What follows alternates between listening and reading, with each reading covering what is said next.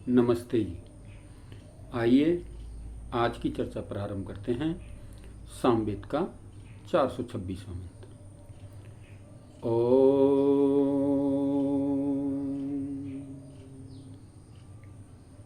न तम महो न दुरितं देवासो अष्टमर्त्यम्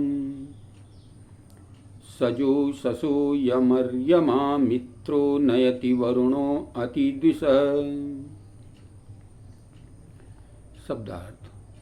सजोषस प्रेम से सेवा में तत्पर, देवासह विद्वान, यम जिस प्रजा को, अर्यमा न्यायकारी, मित्र सर्वहितकारी, वरुण श्रेष्ठ गुणों वाला राजा, द्विषः शत्रुओं को, अति नयति दमन करके शासन करता है, तम उस जन को, अहम पाप न अष्ट नहीं घेरता, न दुरितम न पाप जनित दुख ही सताते हैं।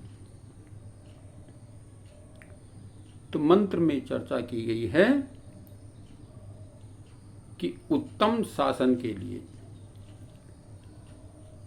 3 बातें आवश्यक हैं। और वो क्या है?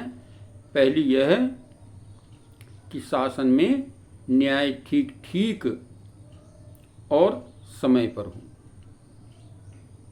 न्याय व्यवस्था जो है वो ठीक हो, उचित हो, न्यायपूर्ण हो और समय पर हो। आज हमारी न्याय व्यवस्था में सबसे ज़्यादा बिगाड़ आ रखा है। बहुत हजारों और लाखों की तादाद में जो है कोर्ट में जो है पेंडिंग मामले पड़े हुए हैं। बरसों बीत जाते हैं लेकिन न्याय नहीं मिलता। तो यहाँ पर मंत्र में बात कही गई है कि शासन व्यवस्था इस प्रकार से हो, ठीक ठीक समय पर जो है न्याय व्यवस्था हो, ठीक समय पर न्याय चले। अगर उचित समय पर उचित व्यक्ति को न्याय मिलता रहे तो फिर राज्य में किसी प्रकार के जो है दुख कष्ट नहीं हो सकता। दुख दारिद्र्य का कारण यही है कि न्याय व्यवस्था हमारी आज जो है बहुत ही चरमरा गई है। न्याय व्यवस्था में कहीं किसी प्रकार का सुधार नहीं। गरीब व्यक्ति, निर्बल व्यक्ति तो जो है न्याय के लिए तड़पता रह जाता है लेकिन उसको न्याय नहीं मिलता। शासन प्रशासन इस प्रकार की व्यवस्था बना चुका है कि गरीब व्यक्ति तो जो है न्याय के लिए जो है भटकता रहता है, तड़पता रहता है, लेकिन न्याय प्रिय बात उसको प्राप्त नहीं हो सकती। ये सबसे बड़ी विडंबना है हमारे देश की। कभी ये देश था जो है संपूर्ण विश्व पर राज करता था, न्याय व्यवस्था ठीक ठीक प्रकार से चला करती थी, लेकिन आज ये व्यवस्था सारी जो है बिगड़ चुकी है। इसलिए न्यायपूर्ण व्यवस्था अगर ठीक समय हो जाए, हमारी न्याय व्यवस्था सुधर जाए तो फिर कहीं किसी प्रकार का भी जो है उपद्रव भय नहीं हो सकता। दूसरी बात कही है कि राजा अथवा शासक वर्ग सारी प्रजा को निज संतान समझकर प्रेम व्यवहार करने वाला हो। राजा की व्यवस्था ऐसी होनी चाहिए कि प्रजा के साथ समानता का व्यवहार, प्रेम का व्यवहार करने वाला हो। राजा के लिए कोई छोटा नहीं, कोई बड़ा नहीं। राजा जो है एक पिता के तुल्य होता है। जिस प्रकार से एक पिता के 4 बेटे हैं, चारों बेटों को बराबर का अधिकार देता है, ठीक इसी प्रकार से राजा का भी दायित्व होना चाहिए। लेकिन आज यहाँ पर भी जो है सारी व्यवस्थाएं जो है उलट हो चुकी हैं। इसलिए न्यायपूर्ण व्यवस्था नहीं हो पा रही है। सबके साथ समानता का व्यवहार नहीं किया जा रहा है, जो कि मंत्र बता रहा है कि राजा को न्यायप्रिय होना चाहिए और निज संतान समझकर प्रेम व्यवहार करने वाला होना चाहिए। जैसे अपनी संतान के साथ व्यवहार करता है, ऐसे ही सबके साथ व्यवहार करना चाहिए। लेकिन आज ठीक इसके उलट चल रहा है। जो अपनी पार्टी का है, जो अपने हित का है, जो अपने समझ का है, उसके साथ तो जो है पक्षपात किया जाता है, और जो अदर व्यक्ति है, दूसरा व्यक्ति है, उसके साथ जो है कुटिलता का व्यवहार किया जाता है। ये न्याय व्यवस्था जो है ठीक प्रकार से होनी चाहिए। राजा का ये दायित्व होना चाहिए कि उसके राज्य में जो भी व्यक्ति है उसके साथ पुत्रवत व्यवहार करे।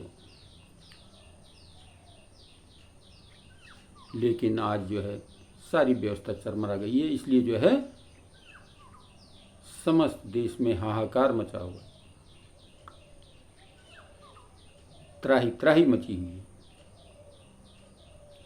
इसलिए व्यवस्था को सुधारना राजा का कर्तव्य। इस मंत्र पर विशेष प्रकार से विचार करना चाहिए राजा को।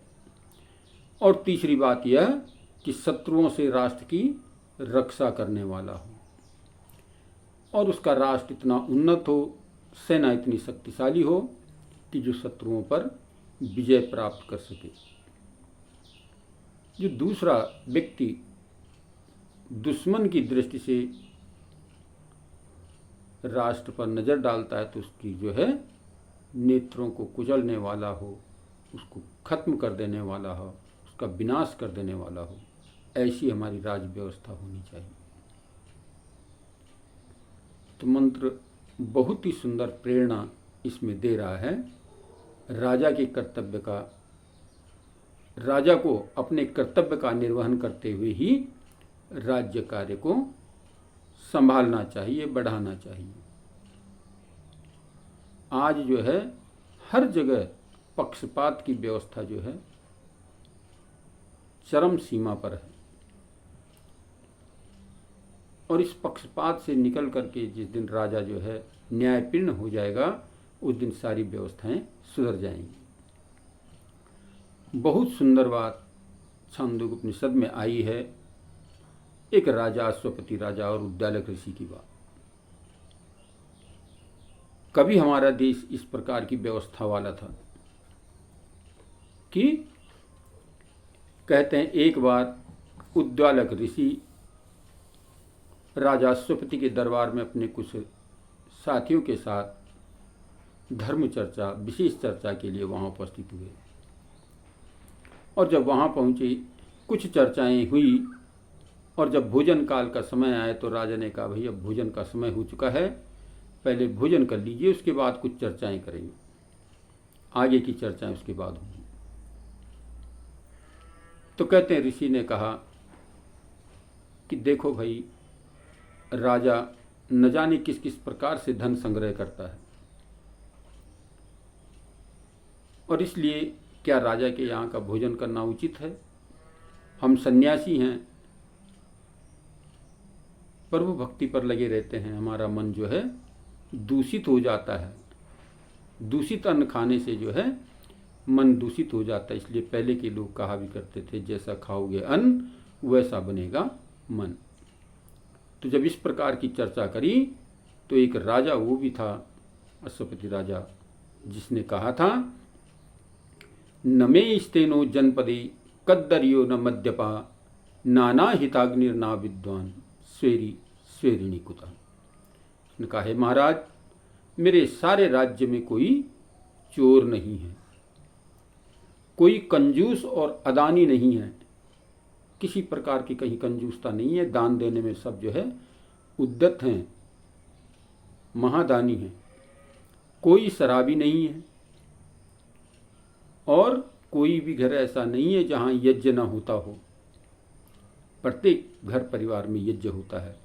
मूर्ख कोई नहीं है, कोई दुराचारी पुरुष नहीं है, और जब पुरुष कोई दुराचारी नहीं है तो फिर नारी की तो चर्चा ही क्या करनी।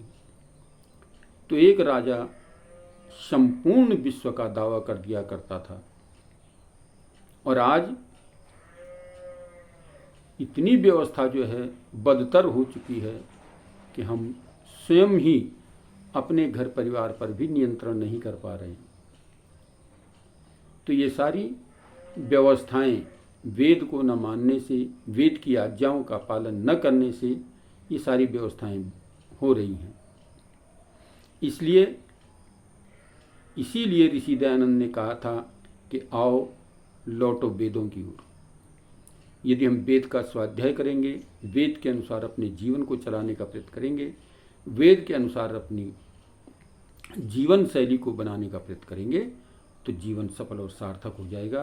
तो ये मंत्र विशेष प्रकार से चर्चा कर रहा है कि हम लोग अपने को सुधारने का प्रयत्न करें और राजा अपने कर्तव्य का ठीक प्रकार से निर्वहन करें, तो राज्य में चहुं और सुख और शांति का वातावरण बना रहेगा।